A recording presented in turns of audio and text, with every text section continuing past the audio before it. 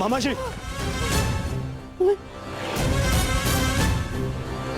तुम्हें क्या लगता है ये निमंत्रण मैंने बड़े आनंद से स्वीकार किया है?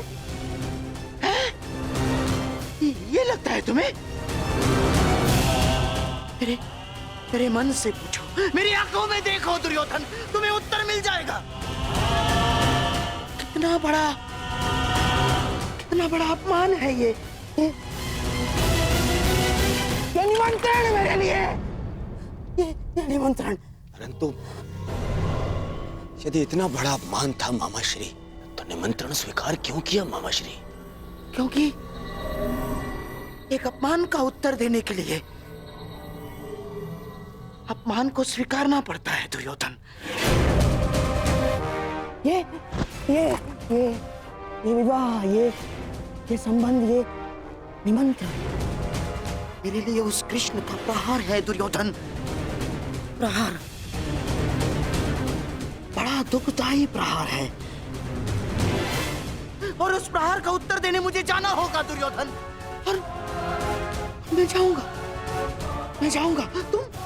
तुम खड़े क्यों हो? तुम बैठो, मैं जाऊंगा। मैं जाऊंगा। मैं कुछ समझ नहीं पा रहा हूँ मामा श्री। उस छलिए ने मुझे हरा दिया दुर्योधन। मैं हार गया। हमने दिग्विजय करके उन्हें मित्र विहीन कर दिया। द्वारका में महाबली बलराम के साथ संधि करके हमने उन्हें आशा विहीन कर दिया। परंतु उस छलिए ने एक ही क्षण में पांडवों को वो सब कुछ दे दिया जो हमने उनसे छीना था दुर्योधन। इस विवाह से उस वासुदेव ने उन पांडवों को राज्य, मित्र, आशा सब कुछ दे दिया। सब कुछ दे दिया दुर्योधन।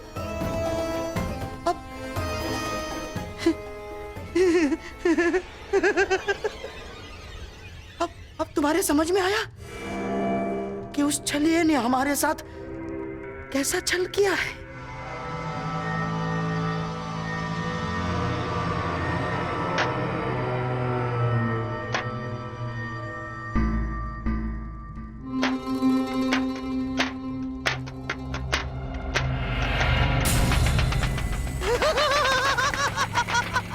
साम ताम दंड भेद युक्ति कपट छल कुचक्र षड्यंत्र, कुछ भी प्रयोग करके मैंने इस विवाह को अपशकुन न बनाया तो मेरा भी नाम शकुन ही नहीं।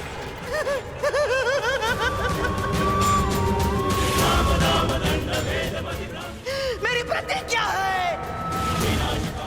है मेरी, पांडवों का सबसे बड़ा सहारा हार जाएंगे वो।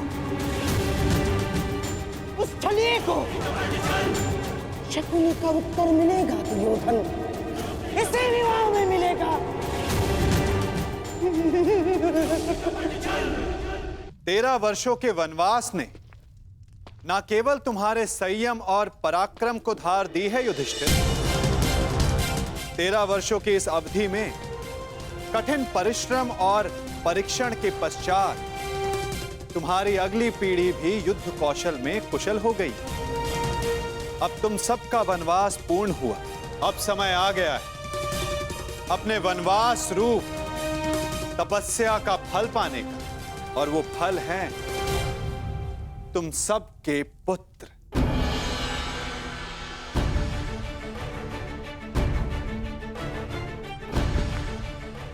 सर्वप्रथम प्रस्तुत है युधिष्ठिर पुत्र प्रतिविंध्य।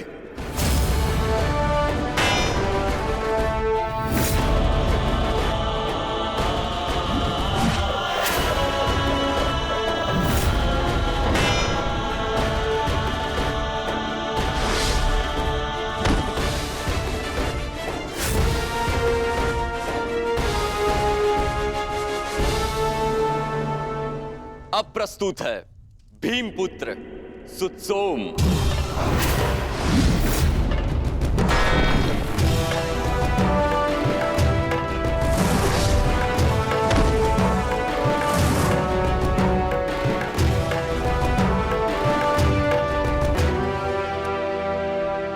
शूर है गांडीवधारी अर्जुन का सुपुत्र शुद्धकर्म।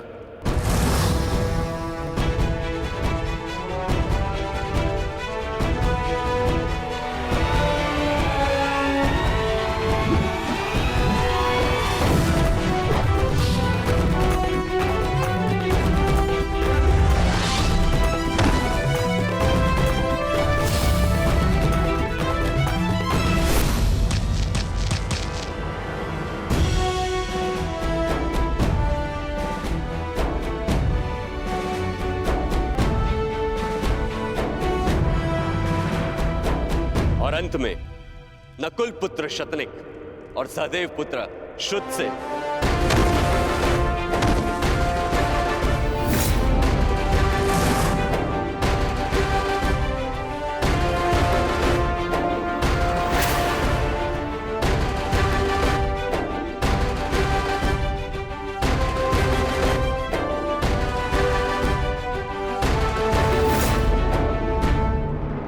और अब प्रस्तुत होने जा रहा है वो योद्धा जिसने युधिष्ठिर का धर्म भी सीखा है, जिसमें भीम जैसा बल भी है, नकुल की एकाग्रता और सहदेव की चपलता और धनुर्विद्या में अर्जुन जैसी निपुणता। वो है अर्जुन पुत्र महायोद्धा अभिमन्यु। कृष्णे गुणार्जिता पांडवेषु च ये गुणा अभिमन्यु कुशिलेकस्था दृश्यन्ते गुणसञ्चया अभिमन्यु।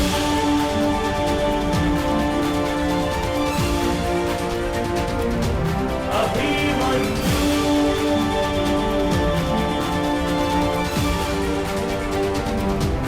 अभिमन्यु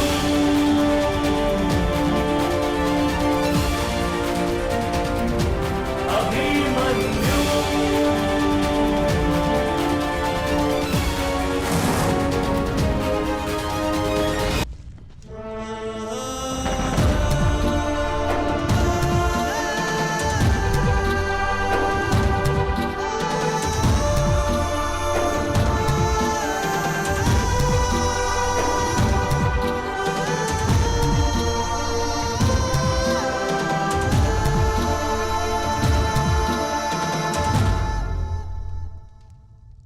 मामाश्री ने मेरे परिचय में एक बात कम कही माता, कि आप जैसा तेज भी है मुझ में।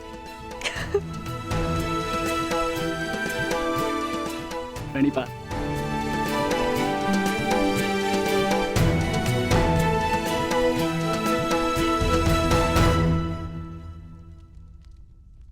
पुत्र अभिमन्यु,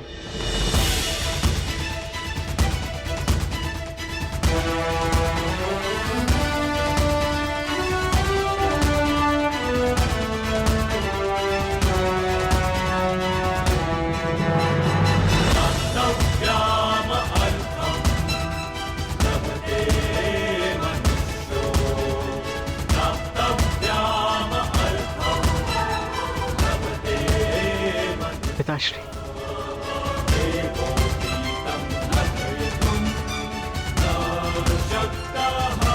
प्रणिपात।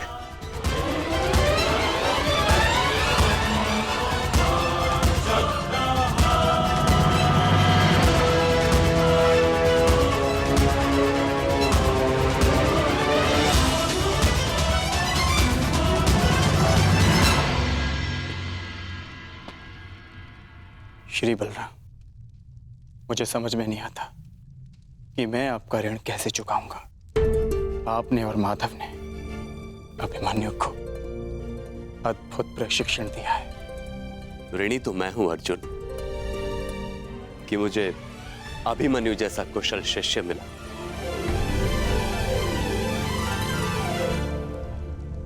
आपका पुत्र साम कहाँ है सखा? उसे नहीं लाए साथ में? क्या वो हमसे नहीं मिलना चाहता? वो यहां आने के लिए उत्साहित था, परंतु एक विशेष कार्य आ जाने के कारण उसे भेजना पड़ा, इसलिए वो यहां नहीं आ पाया।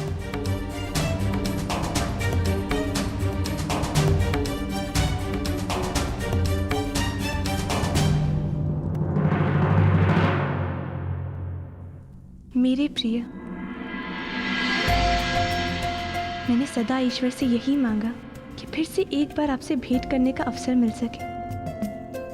और देखिए, ईश्वर ने मेरी ये इच्छा सुन ली, हमें मिलाने का अवसर निकाल ही लिया। विराट नगर में भ्राता अभिमन्यु और राजकुमारी उत्तरा का विवाह है, जहाँ सम्मिलित होने के लिए निमंत्रण आया है हमें। आशा करती हूँ कि पिताश्री को मना पाऊँ कि वो अपने साथ साथ मुझे भी विवाह में ले चले। बहुत प्रेम करते हैं वो मुझसे। कदाचित साथ ले जाने के लिए तैयार हो जाएंगे और मैं तुमसे मिल पाऊंगी प्रिय साम।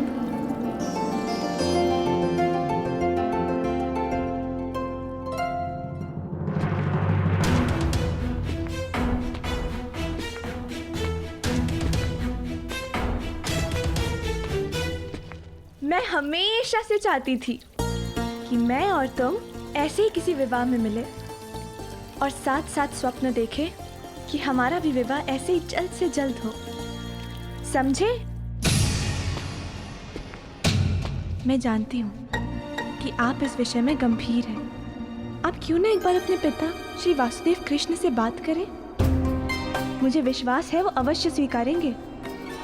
मैंने सुना है कि आपके पिता सबके मन की बात समझ लेते हैं। तो भला अपने ही पुत्र के हृदय की बात वो कैसे ना समझेंगे? यदि आपने अपने पिता से बात नहीं की तो मुझे अपने पिताश्री से बात करनी होगी। और ये आप भली भांति जानते हैं कि मेरे पिता की प्रतिक्रिया कुछ अच्छी नहीं होगी। इसलिए बात बिगड़ने से पहले ही संभाल लीजिए प्रिय। बहुत सारा प्रेम, केवल तुम्हारी लक्ष्मणा। सावधान, युवराज दुर्योधन पधार रहे हैं।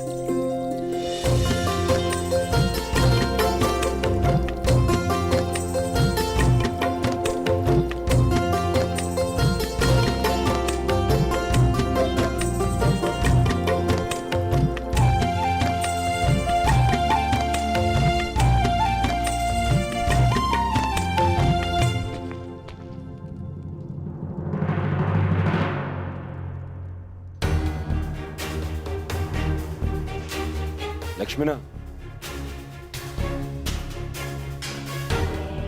पिताश्री,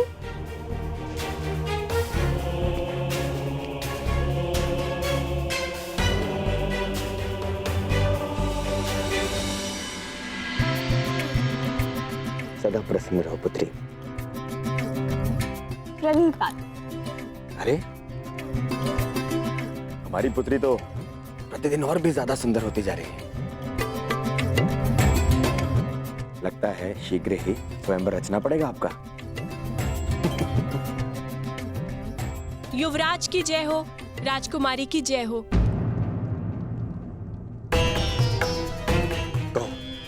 वो युवराज, राजकुमारी पक्षियों को दाना भिजवाना चाहती थी, इसलिए मैं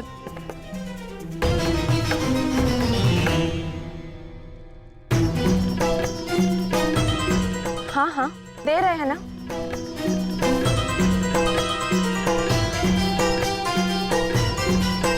पुत्री, इन पक्षियों के साथ में खेलना कम कर दो।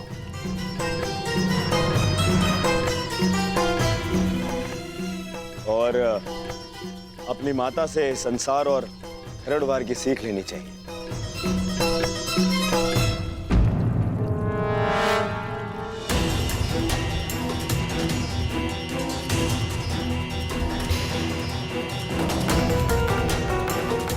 श्रृंगार करना सीखो। आपकी विवाह की आयु आती जा रही है। आप भी ना पिताश्री। मैं किसी से विवाह नहीं करने वाली। मैं आपको छोड़कर कहीं नहीं जाऊंगी।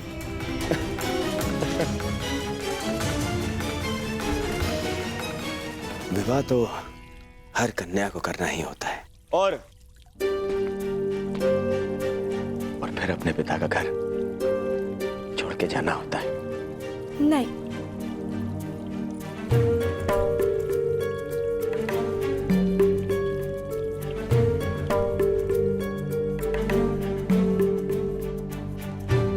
और मैं इतना मूर्ख भी नहीं हूं लक्ष्मणा।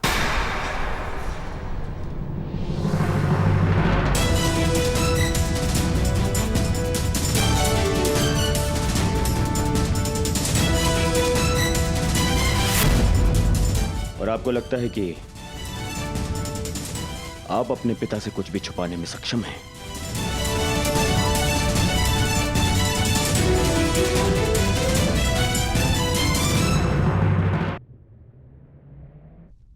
आप प्रतिदिन शाक और भात क्यों बनाती हैं माते? शाक भात मेरे करण का प्रिय है। उसे यहाँ आने का समय नहीं मिलता। मैं सोचती हूँ जब भी वो आएगा शाक भात देखकर उसे संतोष होगा।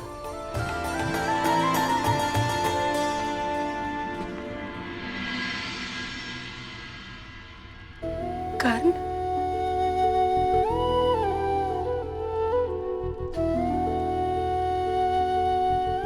कर्ण नहीं माता, राधे कर्ण।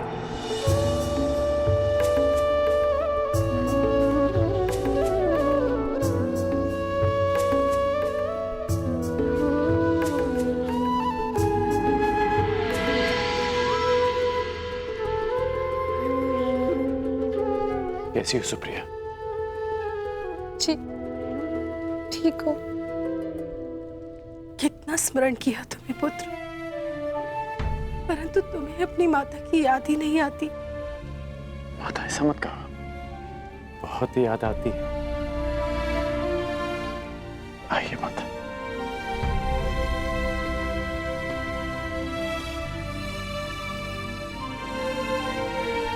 नहीं माता, मुझे विराटनगर शीघ्र ही प्रस्थान करना होगा। आने में थोड़ा समय लग जाएगा, इसलिए सोचा जाते हुए आप सबसे मिलता जाऊं।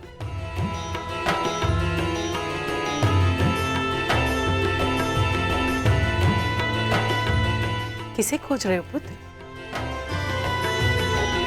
ऋषसेन को खोज रहा हूं माता।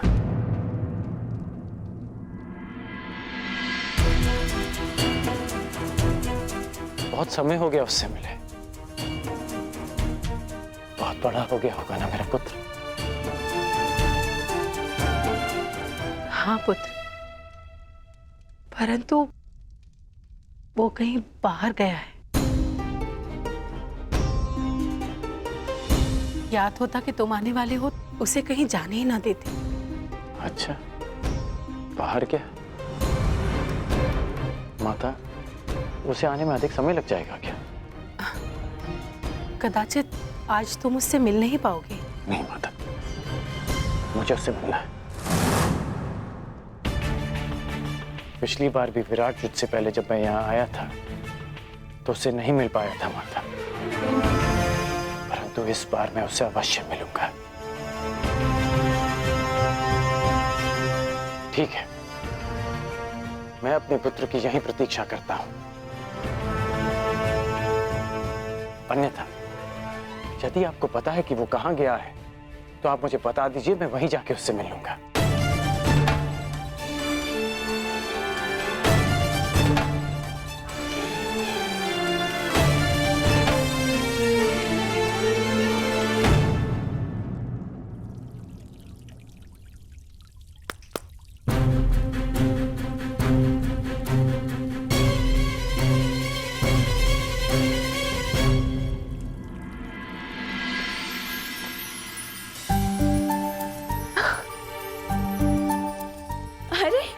वीणा, ये मेरे लिए है पिताश्री।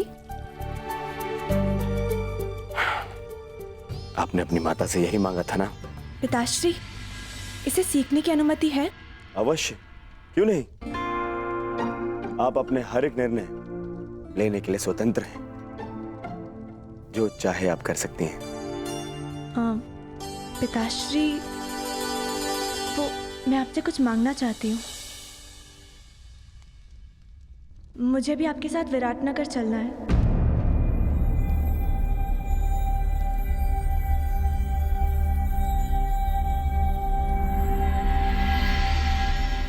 प्रश्न ही नहीं उठता लक्ष्मणा।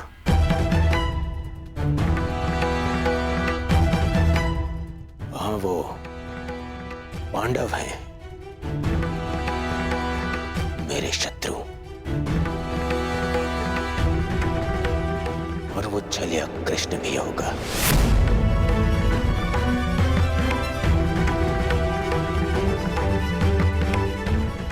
सदा मेरे सामने कठिनाइयां उत्पन्न करता रहता है।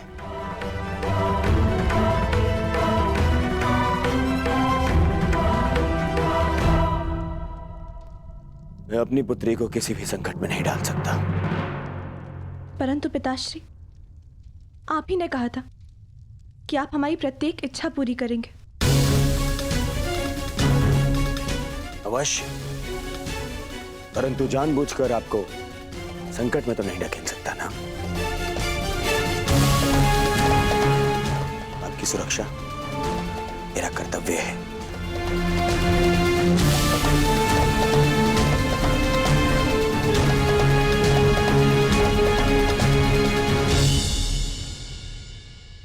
क्या मैं आपसे कुछ पूछ सकती हूँ पिताश्री? निसंदेह, पूछिए, क्या पूछना है? लक्ष्मणा, क्या जानना है आपको?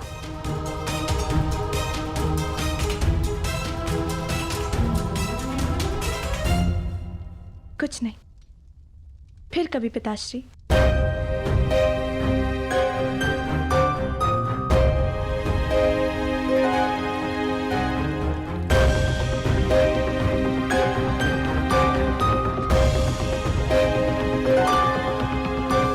समझ नहीं आ रहा है आपको सांप के बारे में कैसे बताऊं, परंतु कदाचित अभी समय नहीं आया है।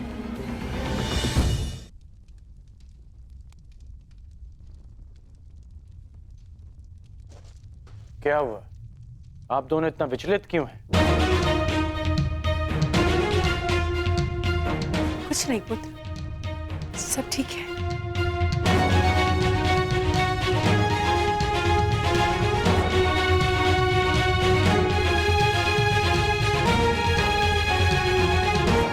ऐसा प्रतीत हो रहा है माता कि आप मुझसे कुछ छुपा रही हैं। माता, वृषसेन कहाँ है? आप मौन क्यों हैं माता? सुप्रिया, हमारा पुत्र कहाँ है, बताओ। जी पुत्र वो शिव मंदिर गए। कुछ पंडित आए थे तीर्थ के लिए, उन्हें मार्ग दिखाने गया है। बस इतनी सी बात है, आप मुझे बता क्यों नहीं रही थी? ठीक है, मैं उसे वहीं ढूंढ लूंगा। कारण पुत्र, वहां बहुत भीड़ होगी। कोई विवाह का आयोजन चल रहा है, उस भीड़ में कहां ढूंढोगे? तुम्हें विराटनगर के लिए विलंब हो रहा होगा। अगली बार मिल लेना। नहीं माता,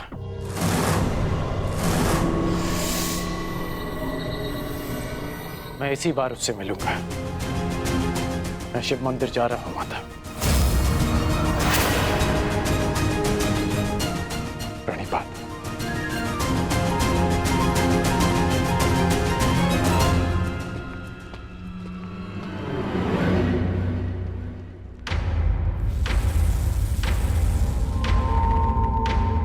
आवश्यकता पड़ने पर आप और आपकी सेना हस्तिनापुर की सहायता अवश्य करेंगे। स्वीकार है। वासुदेव, हमें बलराम ने समर्थन देने का वचन दिया था, और तुमने उन पांडवों को समर्थन देके सब कुछ बिखेर दिया। वासुदेव, कैसे कैसे तुम्हें अपने मार्ग से हटाओ, कैसे तुम्हें पराभूत करूं, कैसे तुम्हारा अंत करूं? वासुदेव, कैसे कैसे करूं?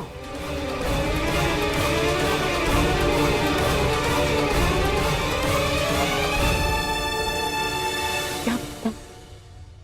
हाँ, एक काम कर सकता हूं, विवाह में उसके भोजन में विष मिलाकर दे देता हूं। हाँ? वहाँ इतने सारे अतिथि होंगे, किसी को संदेह भी नहीं होगा। हाँ। ऐसे ही करता हूँ। नहीं, गांधार राज, ये संभव नहीं है। ना, जब वो छलिया नवजात था, तब पूतना ने भी विष पिलाने का प्रयास किया था, जब पुतना से कुछ नहीं हो पाया तो मैं कैसे ना, हाँ, कुछ और करना होगा गांधाराज। सोचो सोचो सोचो। दासी इधर आओ।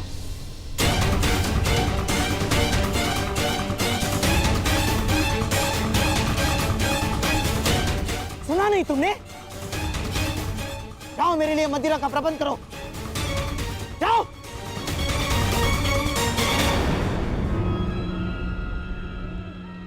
अब मैं ध्यान लगाकर सोच पाऊंगा, अब मेरा मस्तिष्क चलेगा।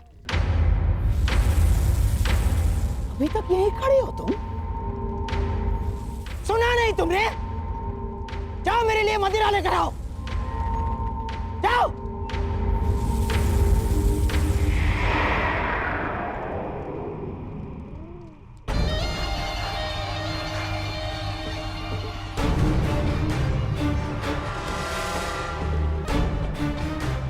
कैसे करूं उस वासुदेव का अंत?